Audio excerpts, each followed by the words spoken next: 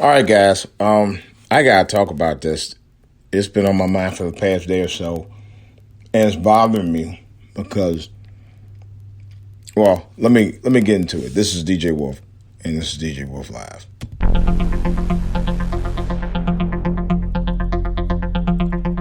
All right, guys. I briefed about it yesterday in another podcast that I talked about.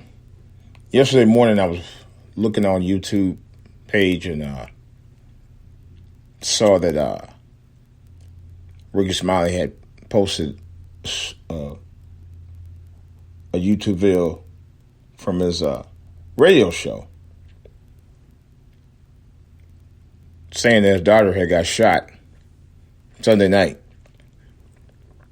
while going to a restaurant. She was caught in the crossfire and she was shot 3 times. I guess it was somewhere in the Houston area, according to what Ricky was saying. Last I checked, he posted a video this morning saying she was doing okay. And that's all I know. And I hope and pray that they are.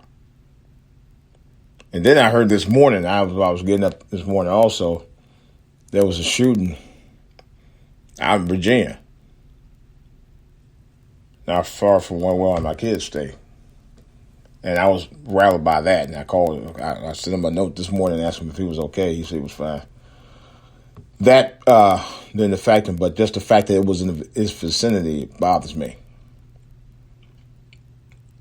And I'll tell you, man, even though for the most part, a number of us as parents, no matter if your kids are toddlers or they're adults on their own, holding it down for themselves, you still worry about your kids. You worry about them. I know when I was in my 20s, people would act stupid. They wouldn't act stupid like this, you know. But now things have been changing so much, man, and you worry about their every move, even as grown adults. You know, this world out here is just evil, man. It's just an evil, evil world we live in, and we just pray to God to give us the strength to have the mental strength to just hold up, and the strength to just deal with our daily lives, fighting this mess with COVID-19 and racism and police brutality and straight out violence within your own communities, man. It's just a never-ending process of plight and violence and danger all around you now, like never before. And I was just talking to a neighbor of mine. We talked for a long time. We just never thought in 2020, and we had heard about 2020 was going, how bad 2020 was going to be, but I never expected it to be this bad. I really didn't. I was expecting 2020 to be a much better year than last year, and it turned out to be worse. Yeah. And last year was bad enough for me as it was. Horrible year, man. Horrible year. Matter of fact, this Sunday would be the 1 year since my father passed away. This Sunday coming up. And I'm like, wow. It's just like something like it just happened. It's like a nightmare you can't wake up from. Same thing with the COVID-19. It's like a nightmare you just can't wake up from. Yeah. It's just something that we just got to continue to pray up on and be relentless in our praying and our prayer. And then I just got a call from my wife saying that a couple of our church members had came down with the COVID-19. One of them is pretty serious.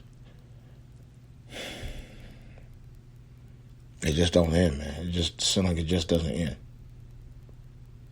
I don't know what's going on anymore. I don't know what to do. I don't know what to think. You know. I ain't worried about my mom's up in Cleveland now, man, you know. And she has a somewhat weak sister at her age right now.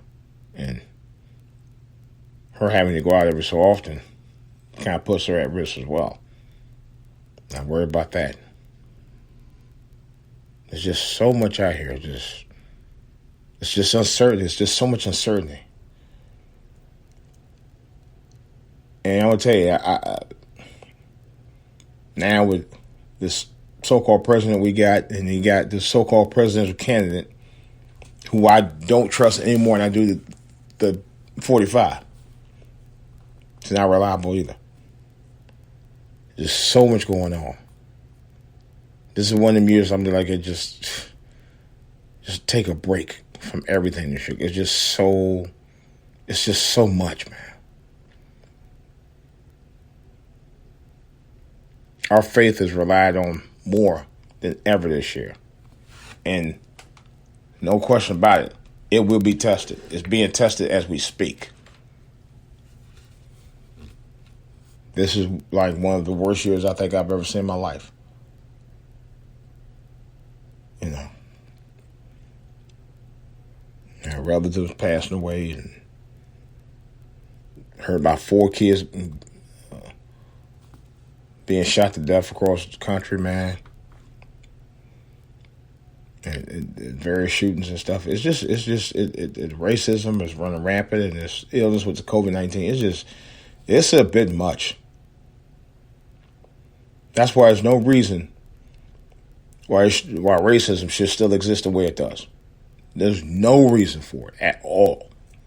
None. There's no more excuses for having it. There's no more excuse for it to even be around. And then you got these Beckys and Karens and Kevins out here fucking with black people who just going about their daily business of life.